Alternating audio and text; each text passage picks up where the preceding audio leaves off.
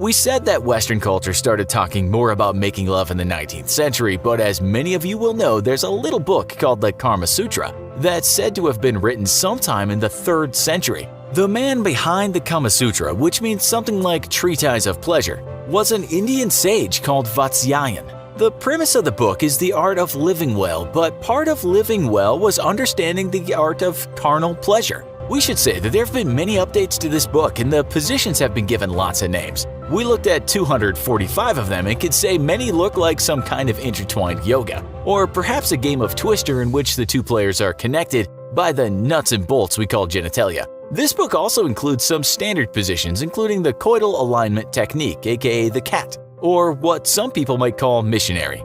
Lovemaking includes kissing, caressing, and whatever one might do as part of sensual pleasure with another person. Research from the University of Nevada tells us that only 48% of 168 cultures they looked at kissed like Westerners kiss, and some find it kinda gross. The Mahinku people of Brazil said exactly that. The Aka Pygmies don't kiss at all, and they even called making love a night's work. There are lots of types of kissing too. Some cultures might prefer the oceanic kiss, which can be found in some parts of Malaysia. This form of kissing means getting close and rubbing an open mouth against another open mouth without the suction part. That country's next-door neighbor is Thailand, and traditional kissing there is sometimes a sniff kiss, which involves putting your nose on someone's cheek and taking a quick sniff. Now, let's move on to the more intense foreplay. We should say that not all cultures have this kind of thing. Like the Aka Pygmies, some cultures get right down to business for the most part. The same writer said that many cultures have their own ways of providing this arousal. He wrote that the Trobriand islanders of Melanesia, for instance,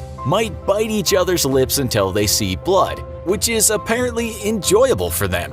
More research informs us that Apene women of South America might take a bite of their partner's eyebrow to arouse him, while that same article tells us that Truquis females of the South Pacific will sometimes poke a finger in one of the ears of their lover. Live Science tells us that in some parts of rural Austria, part of arousing a man might be for the woman to put a slice of apple under her sweaty armpit and give it to him to eat. The Huffington Post, however, says that this doesn't happen anymore. We can't understand why.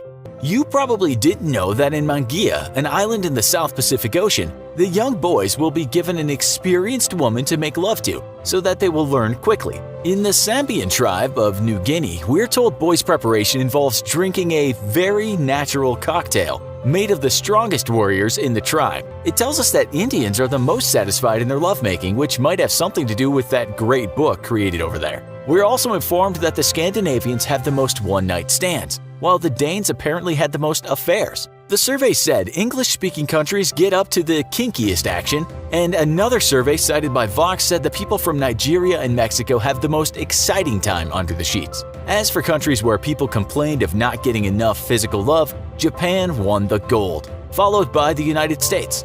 Other surveys tell us that the Greeks were making love the most, but the Thais were doing it most in cheat mode.